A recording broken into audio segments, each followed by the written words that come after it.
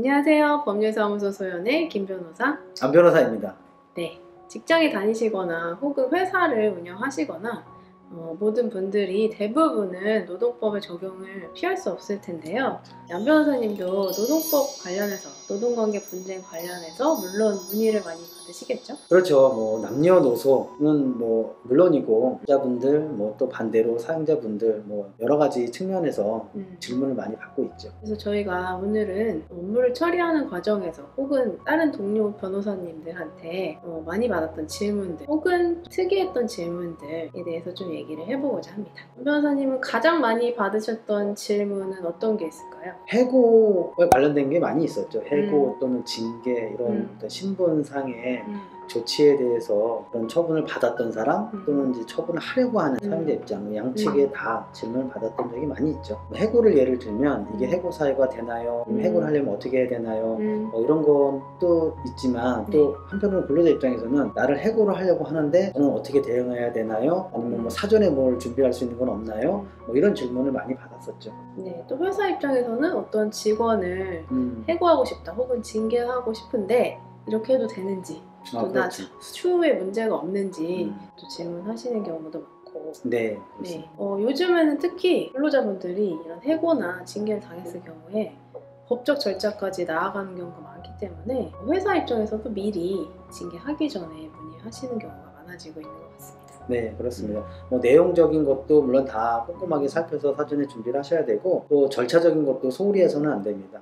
하다못해 서면 통지해야 되는데 서면 통지 하나 안 한 걸 가지고 해고 자체가 무효가 되는 경우도 많이 있기 때문에 형식적이든 내용적이든 꼼꼼하게 살펴서 하셔야 되고 또 근로자 입장에서도 다 제대로 지켜졌는지 하나하나 다 살펴보실 필요가 있습니다. 그 다음에 최근에 뭐니 해도 가장 많이 받는 질문은 저는 아무래도 직장 내 괴롭힘 관련된 그렇죠. 질문인 것 같아요. 안 변호사님도 많이 받으셨겠죠? 저도 많이 받았죠. 근로자분들, 사용자분들 양측에서 다 많이도 받았고 알고 지내는 변호사님들한테도 질문들 많이 받았었고. 네, 어느 정도 규모가 있는 회사라면 직장 내 괴롭힘과 같은 이런 고충 민원을 신고할 수 있는 창구가 마련이 되어 있을 텐데요. 직장 내 괴롭힘 조사 절차에 관해서는 예전 영상을 참고해 주시면 되겠습니다.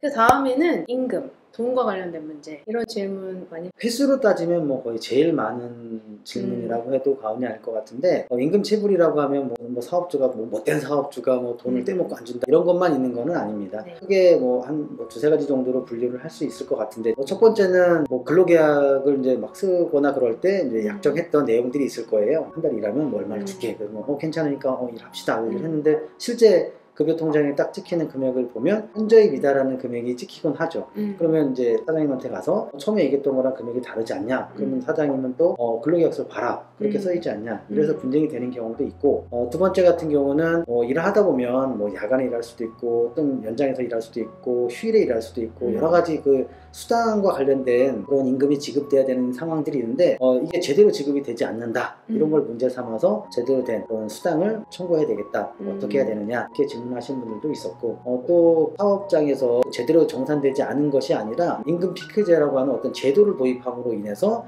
내 임금이 삭감됐다. 근데 그 임금 피크제 도입이 잘못됐다. 나는 내 삭감된 임금만큼 다시 다 계산해서 제대로 받아야 되겠다.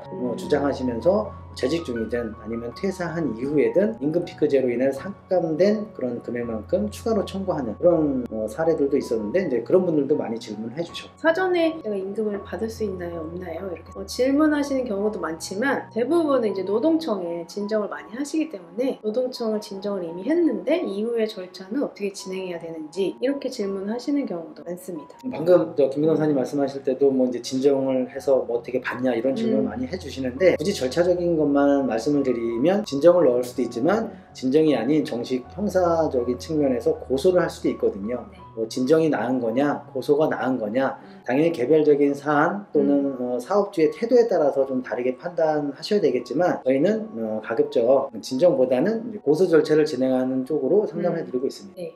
그리고 이렇게 진정이나 고소 절차를 진행했다고 해서 사업주가 무조건 임금을 지급하는 것은 아니기 때문에 근로자분들이 나는 진정해서 체불 임금이라는 것까지 확인을 받았는데 사업자가 주지 않는다. 내 임금은 어떻게 받을 수 있나요? 이런 질문을 하시는 경우도 많죠. 그렇죠. 그 질문을 해주실 때 대부분이 비슷하세요. 그럼 이제 나는 노동청에다 진정이든 뭐 고소든 난 잘 모르겠는데 아무튼 그걸 하면 근로감독관이 다 돈 이렇게 확인해서 받아서 나한테 다 갖다 주는 거냐? 이렇게 물어보시는 분들이 많고 이제 그거를 이제 얼른 준비해야 되겠다 이렇게 생각들을 하시는데 전혀 그렇지 않고 물론 진정이든 뭐 고소든 근로감독관이 조사하는 과정에서 사업주가 이렇게 임금을 지급해주면 다행인데 그렇지 않고 난 형사적으로 뭐 문제가 되니까 난 처벌받겠다 그렇게 하고 체불된 임금을 전혀 지급하지 않는 경우도 많이 있습니다. 어쩔 수 없이 그 돈을 강제적으로 받아오려면 민사소송 절차를 진행할 수밖에 없습니다. 그래서 저희가 이제 그런 쪽으로 설명도 많이 드리고 있습니다.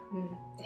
그리고 지금 말씀드린 질문은 앞으로도 많을 것 같은데 경기가 어렵다 보니까 회사가 파산하려고 하는데 그럼 제 임금을 받지 못하는 건가요? 이런 질문도 요즘에 많이 늘고 있는 것 같습니다. 그전에도 있었는데 최근 들어서 뭐 경기가 어렵다 뭐 이런 얘기들도 많이 나오고 하다 보니까 그랬는지 그런 질문이 아주 급격하게 많이 늘고 있는데요. 실제 사업주가 뭐 사업장을 파산하는 경우도 많이 있고 저희가 뭐 그런 거를 처리하는 일도 많이 있는데 그런 과정 속에서 근로자분들의 이제 임금이 가장 문제가 됩니다. 물론 법인이 파산하게 되면 파산하는 절차 속에서 근로자분들의 임금 채권은 재단 채권이라 해서 최우선적으로 변제를 받게끔 해주는데 그것도 어디까지나 파산하는 법인의 자녀 재산이 남아 있을 때 얘기고 재산이 없다 그러면 안타깝지만 받을 수 없습니다. 그러면 이제 근로자분들께서 많이 질문들을 하세요. 개인 사업자가 아니고 법인 사업자인 경우에는 그 대표이사라고 하더라도 그 근로자들의 임금에 개별적으로 책임을 지지 않는데 법인도 돈이 없고 그러면 나는 돈을 받을 수 없는 거냐 이렇게 질문들을 많이 해주시거든요. 그런 경우를 대비해서 근로복지공단에서 운영하는 최단금 제도라는 것이 있으니까 그런 최단금 물론 전액은 아니겠지만 최단금 제도를 이용해서 좀 임금을 좀 보전받으시라 이렇게 좀 저희가 상담을 해드리고 있고 물론 뭐 개인 사업주가 운영하는 개인 사업장 같은 경우에는 그 대표이사인 사장님한테 개별적으로 청구해서 또는 강제 집행해서 얼마든지 받아올 수 있습니다. 네.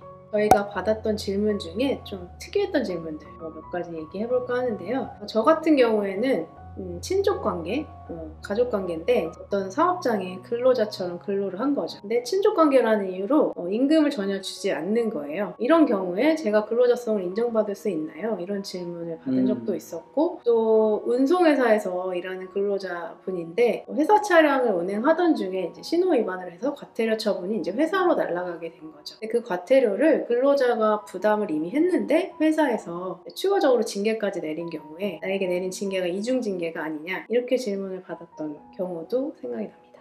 변호사님은 어떤 특이한 질문이 있었나요? 우선은 좀 심각했던 질문이었었는데 조그만 영세한 그런 제조 공장에서 일을 하셨던 근로자분인데 어느 날 이제 일을 열심히 하시다가 누구 잘잘못을 떠나서 손가락 4개가 동시에 절단되는 사고를 당하셨어요. 그래서 이제 사고를 당하시고 저희한테 연락이 오셨는데 문제는 그거였죠. 당연히 사고를 당했으면 산재 처리해서 이제 보험 처리하고 이렇게 지급되고 뭐 이런 절차가 쭉 나가면 아무 문제가 없을 텐데 사장님이 영세하다 보니까 어찌된 영문인지 산재보험을 전혀 들어놓지 않으셨던 거예요. 근로자분을 도와주고 싶은데 산재도 처리가 안 됐고 그렇다고 내가 돈이 많아서 근로자의 어떤 비용을 다 대줄 수 없는 이런 근로자나 사장님이나 다 안타까운 사정이었던 거죠. 그럼 이걸 어떻게 처리해야 되냐 이렇게 질문하셨던 경우가 기억이 남는데 산재보험이라는 게 근로자를 다 보호하려고 만들어놓은 제도이기 때문에 당연히 산재보험료를 따박따박 내셔야 되겠지만 내시지 않고 보험에 가입되지 않았다고 하더라도 사후적으로 사고가 발생됐을 때 이미 소급해서 납부해야 됐던 보험료를 다 납부하시고 물론 과태료도 조금 내시고 사업자분께서 그리고 실제 산재보험에 들어갔던 비용의 일정 부분을 부상을 좀 당하실 수도 있습니다. 그렇다고 하더라도 그런 걸 조금 부담하시기만 하면 사후적으로 사고가 났을 때 그거를 다 산재 처리로 가능하기 때문에 얼마든지 산재보험에 가입되어 있지 않다 하더라도 산재보험 처리가 가능한 경우가 있을 수 있기 때문에 그런 식으로 좀 처리를 하라 이렇게 설명을 드린 적이 있었고 황당했던 질문은 회사에서 근로자분이 말하기를 자기는 잘못한 게 없는데 회사에서 자기를 잘랐다, 해고를 당했다 이렇게 말씀을 하시면서 자기는 회사를 꼭 나가야 되겠다 되겠다 이렇게 말씀하시는 거예요. 회사에 대한 애착도 많고 나는 나오지 말라 그래도 꼭 나가야 되겠는데 이렇게 회사에서 해고를 당했음에도 불구하고 내가 회사에 출근하는 게 뭐 법적으로 크게 문제가 되겠냐, 저희가 설명해 드리기는 법적으로 그 해고의 부당성 이런 걸 다투시는 거는 절차대로 하시되 절대 그 회사에 들어가서는 안 된다. 들어가는 경우에는 별도로 근로자분께서 주거 침입 등 이런 형사적인 범죄에 휘말릴 수가 있기 때문에 이거는 꼭 자제하셔야 된다 이렇게 설명을 드렸던 경우가 있는데 어떻게 해결이 되는지는 모르겠습니다. 근데 아무튼 그런 식의 좀 황당했던 그런 질문도 기억에 남긴 합니다. 저희가 소개시켜드린 몇 가지 질문들 외에도 또 사업장에서 다양하게 발생할 수 있는 노동관계 이슈들이 많이 있습니다. 이런 노동관계 분쟁이나 이슈가 발생했을 때 직접 대응하시는 과정에서 사용자와 근로자 사이에 감정적으로 대립하는 경우가 많이 있는데요. 이렇게 직접적으로 대응하지 마시고 법률 전문가를 통해서 대응하시면 어떨까 생각해 봅니다. 네, 구독과 좋아요도 한번 눌러주시면 어떨까 합니다. 네, 감사합니다. 네?